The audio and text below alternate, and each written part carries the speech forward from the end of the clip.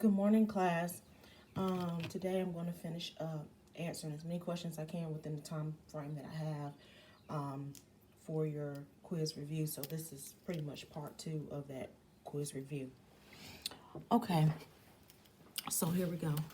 It says, Carlos opened a savings account with $15,000. The function, this is the equation right here, models the amount of interest compounded annually. So it's only compounded once a year. So that's why they can use this form here. Let me write down 11. Y is equal to C, parentheses 1 plus R to the T or X power. They can use that, okay, for that reason. All right.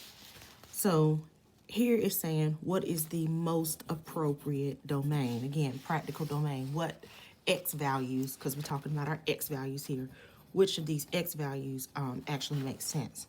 Your Y represents years, okay? Your Y represents the years. So is it all integers? It can't be negative values, so it's not all integers. Is it all real numbers? Absolutely not, because that includes the integers, and it can't be a negative number. All non-negative integers, well, that's be your 0, 1, 2, 3, 4, 5, 6, and it doesn't include decimals, and you can have part of a year, so it can't be C. All non-negative real numbers, this would be your answer here, okay, because it can be a decimal. So our answer for number 11 is D. You can definitely have part of a year. All right.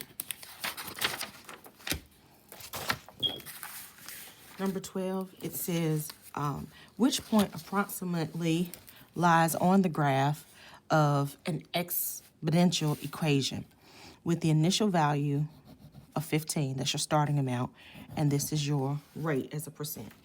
This, since it grows as a percent, again, this is an exponential function. So for number 12, exponential growth function, says y is equal to C, parentheses 1 plus R to the T or X power. Your C is your starting amount, so my starting amount here is going to be 15, okay? So I'm going to write y is equal to 15, parentheses 1 plus my rate, R, is equal to 2.75 or 2.75%.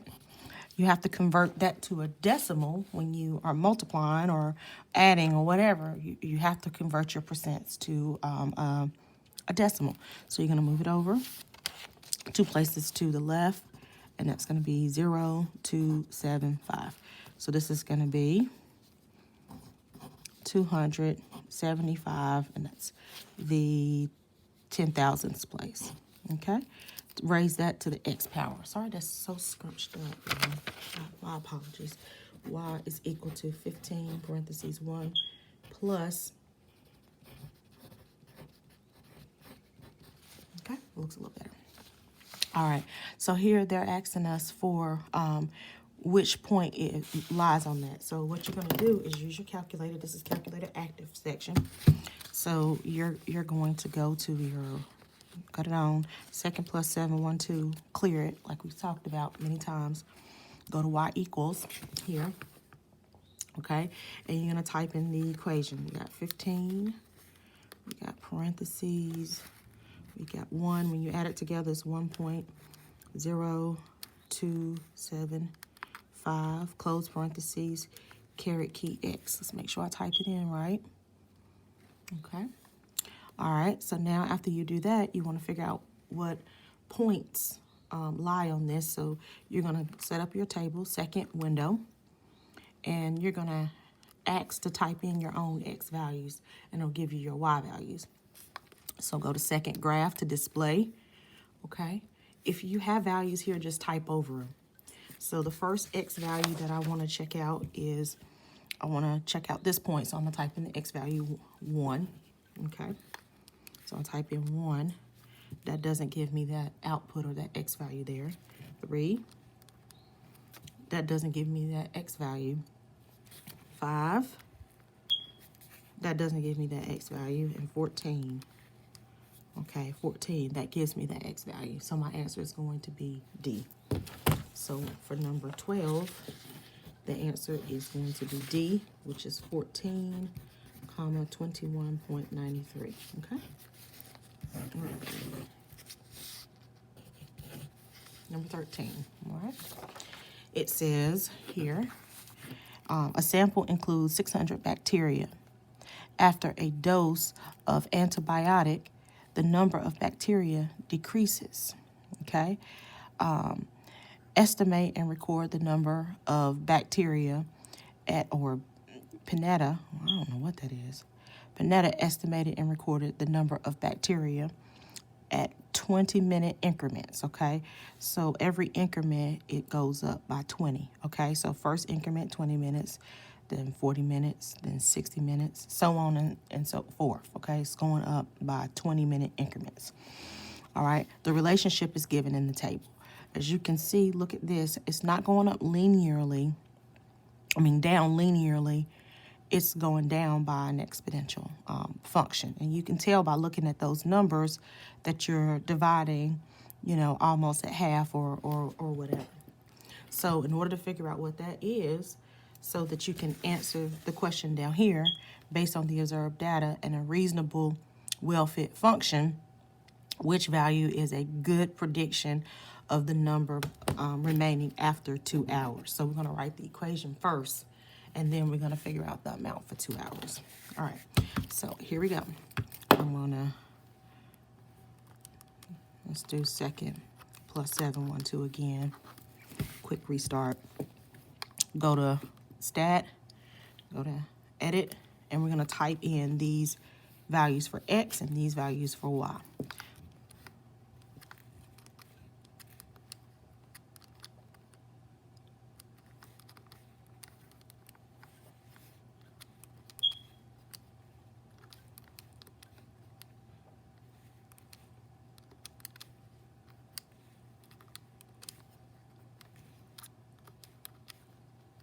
Okay. Make sure you have the same number of X's as you have as Y's, or you're going to get an error. Remember, these are ordered pairs. All right, so after you get here, you're going to go to Stat, Calc, and go down to Lean Reg. Well, why am I tripping Lean Reg? Exponential Reg. This is how the calculator will write the exponential function for you, whether it be exponential growth or decay. In this case, it's decay. Press Enter. All right, I want my equation to be under y equals so that I can find some values. So I'm going to press second 1, comma, second 2, comma, and I want it to be under y equals so I can do some things with the equation that the calculator gives me. So I go to vars, y vars, and then press enter 3 times. When we talked about that function, y equals. Okay, and so now this is the equation here. So now what I do is I go to y equals, and you see how they have, instead of me having to write the equation down and then retype it into the calculator, that's what I did to get that equation there. Now I want to know after two hours, where if it's going up by 20-minute increments there, then what I need to do is I need to figure out how many increments of, 20-minute increments are going to be in a, 2-hour time. So in 2 hours, guys, remember that in 2 hours, that's 120 minutes. So you got 120 minutes in 2 hours, and you divide that by 20. Okay, so that's going to be 6. So you're looking for the X to be 6. When is X going to be 6? So you got your Y equals. You're going to go to your table, and you're going to look for 6. Okay, so 6 is 9.1. So our answer is about 9. So for this one, 13 is A. All right, so we have 2 functions are shown below. This function is going to be a linear function, okay? This is linear. Remember, I can tell that that is linear. Remember, linear functions are written in, can be slope-intercept form or the standard form for linear functions, ax plus by equals c. But main thing is that you don't see x as an exponent. You don't see x at the bottom of a fraction as a denominator. So when I graph this equation, it's going to be a straight line of some sort, whether that straight line is going up or down. And in this case, because your slope is a -3, then it's gonna go down. And remember when you, so it's gonna go down. Let's keep it moving because I don't have a lot of time. All right, so I want to know, when do they equal each other? So type them both in. Okay. Go to y equals, clear out what's there. You can reset the calculator if you want to. -3 parentheses x minus 4 close parentheses. Okay. The next equation, this equation is an exponential function, and I know it's an exponential function because x is an exponent. So we got 5 times 4 caret key x. Okay. So make sure we typed it in right. Yeah, we're good. Now we're going to go to our table, second table, and we're going to look to see when are they equal to each other. Okay. So what value is that? All right. So we're looking at, they're not the same here. They're not the same here. And it looks like it's okay.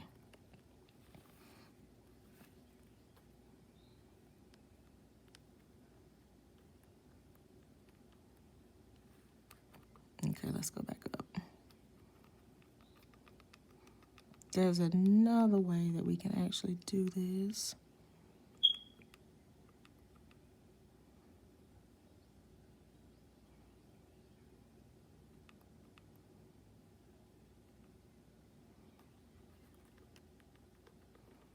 Okay, let's graph it and see. Press the same thing. Again, I'm probably going to have to... Okay, so somewhere up here that it actually crosses. So somewhere in this range, this is 1. So let me go in here and see.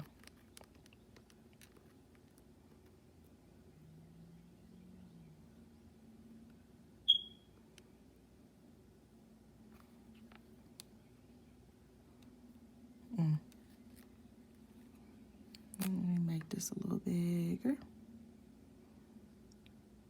Yeah, I need to go up a little bit. Let's make the window range a little bit more X.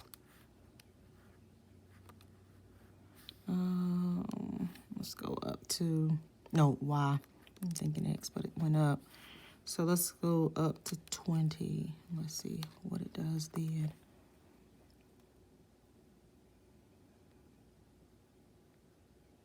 All right, so now let's do a second trace. Let's do intersect.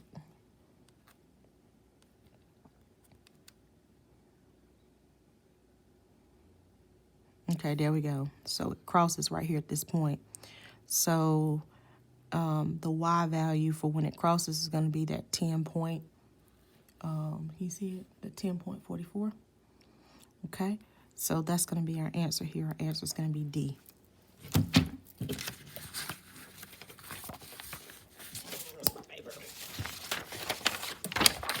14 is D. 10.41. All right.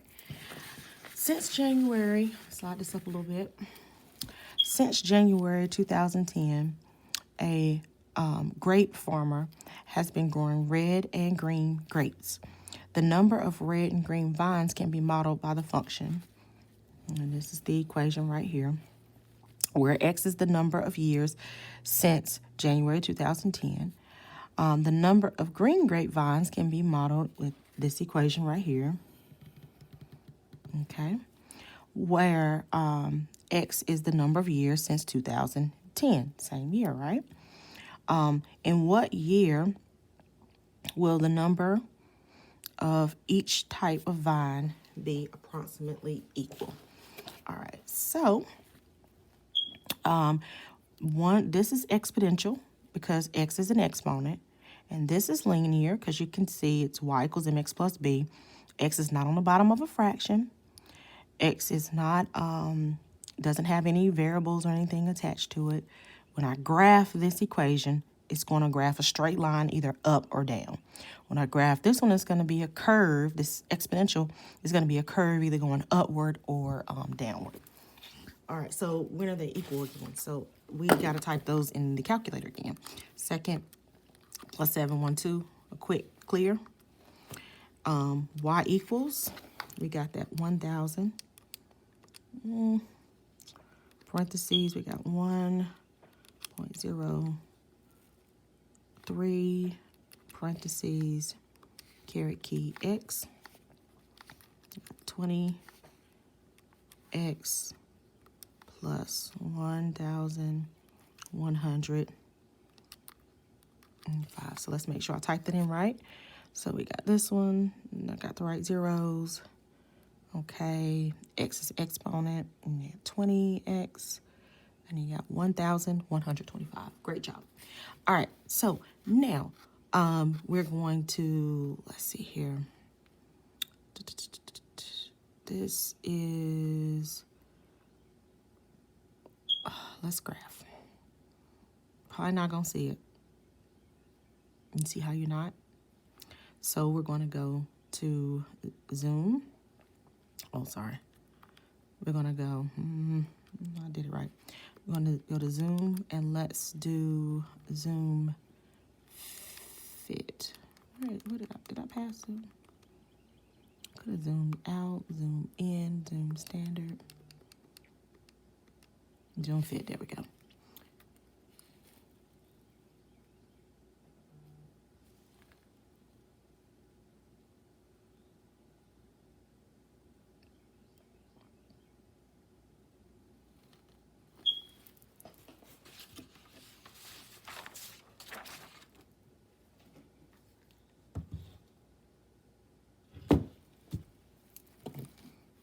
Okay, so it crosses somewhere up here.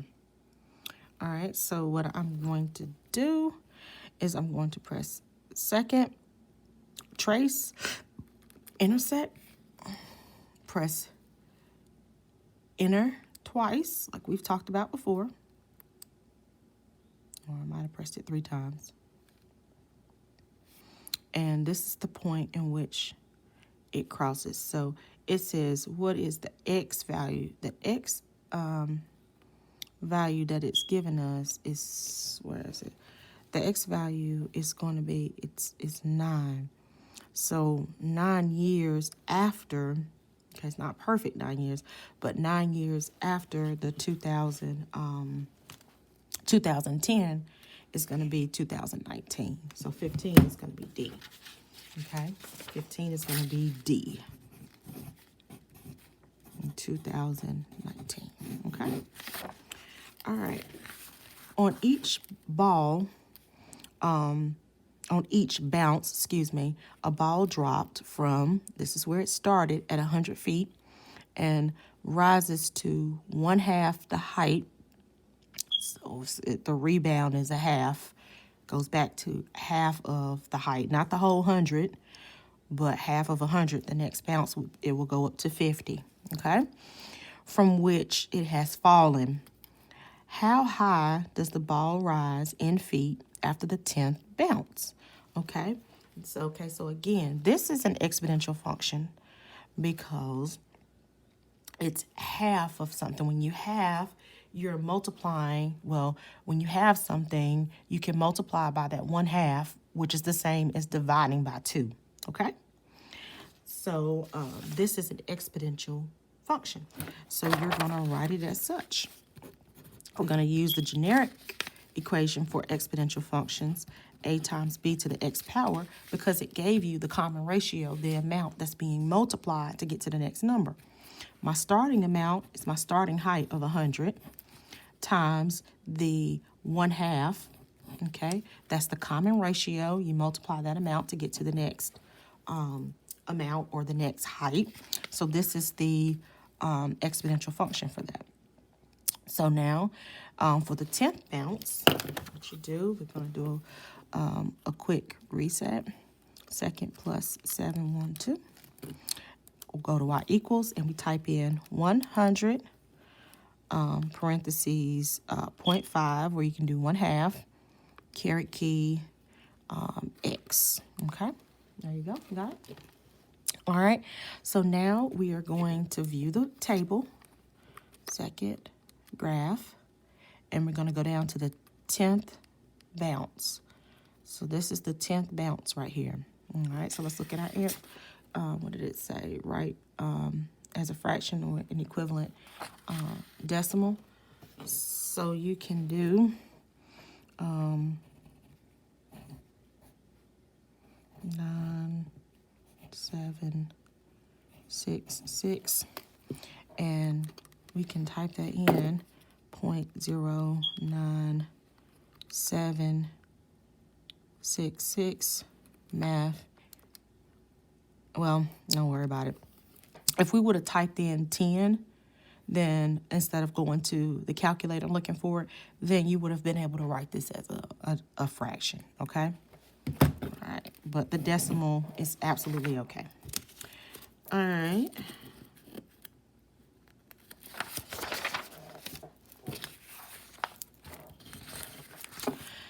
(17). The first 4 terms of a sequence are given. This is 2, this is 9, this is 40.5, and so on and so forth. It says, what is the next term in that sequence? So we have to figure how much is it going up by. This is a geometric sequence because it's not going up by adding or subtracting the same number. It's going up at a more rapid rate. It's going up by multiplying, okay? So in order to figure out the common ratio or the number that's being multiplied to get to this number right here, we're going to work backwards and divide. So here, what we have, we can say 9 divided by 2, and we know that that's 4.5, okay? So our common ratio here is 4.5, all right?